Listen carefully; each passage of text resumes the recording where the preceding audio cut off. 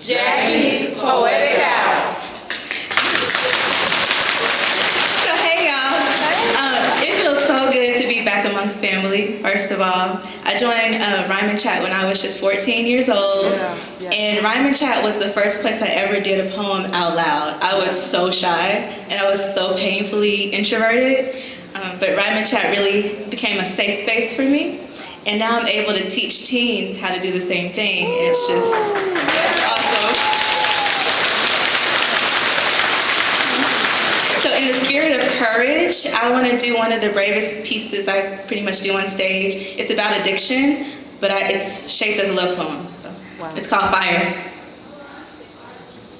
Open letter to Mr. Fire. Dear old flame, tonight my thirst writes. And I'm hungry. Starvation hollows the body, empties the bones. I'm melting without marrow. Tomorrow, no different than yesterday. Obese as the night sky is, its greed does not outweigh the first mouthful of dawn. As nice as sobriety may be, there will never be a state of mind sweeter than this supernatural high, metaphysical and cosmic. I've been skywriting your name with my fingertips. Wow. Hands still limp, limbs lethargically standing loose, seeking the refuge of your spine. Standing here, I'm still standing here, half a skeleton.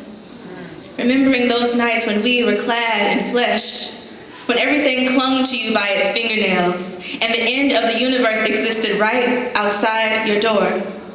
The cracked edge of what had just begun to harden, lingering on the tips of our tongues, our mouths, 2 Mack trucks on a suicide mission, 1,000 miles per hour towards your face, we crashed. Sweating bones and salted brows. Exploding, we emitted universes and planets, galaxies that expanded across your living room. This Big Bang never hid behind a theory. Enough truth to hurt just as bad as it was beautiful. Felt too good to last and lasted too long to forget and walk away from. People like us don't know how to fall, only crash. Even when we know the ground is coming, we learn the choreography to gravity. And when we land, I'll still be playing cartographer across the map of your torso, down your xylophone ribs. Then I'll find the Everest in your eyes as I start to climb. I'll scale the ridges of your cheekbones, then lay hammock soft in the crescent of your right dimple. Yesterday, I heard cherry blossoms in your wishing well throat. Closing my eyes, I tossed my coin fragrance into the phone, making a wish on the aroma of our conversation. Did you hear it? I'm sorry. I promised I wouldn't do this. And I swear I didn't mean to wake you. It's just the tweaking monsters know your number better than anyone. 4 nights ago, confession melted like sugar in your mouth, and now I'm just wondering when. When will you save me from the withdrawals, the starving? I am a lioness, and I prey on you like a cannibal saying grace. There is a hollow caught in my veins, liver, lung, gut, stomach. I am not whole. Should I forgive myself for taking a hit of you in the first place? Wipe the songs from my tongue, try to forget, delete the numbered photographs, or merely admit I'm human. No, that's not an excuse. That's a confession to error and weakness, the things you told me not to surrender to, but I guess I'm just too damn good at wishing. Wishing you still held me like the sea holds her sunrise, wishing that I was still the one you kissed. Wishing that I could somehow become the melody to any love song that makes you want to exist. We kissed.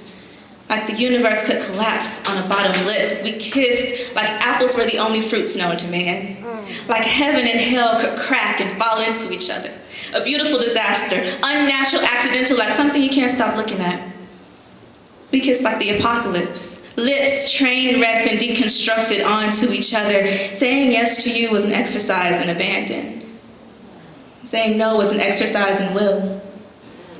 But I got about as much will as a junkie looking for her next hit. So silent and starving, I will prowl through the streets.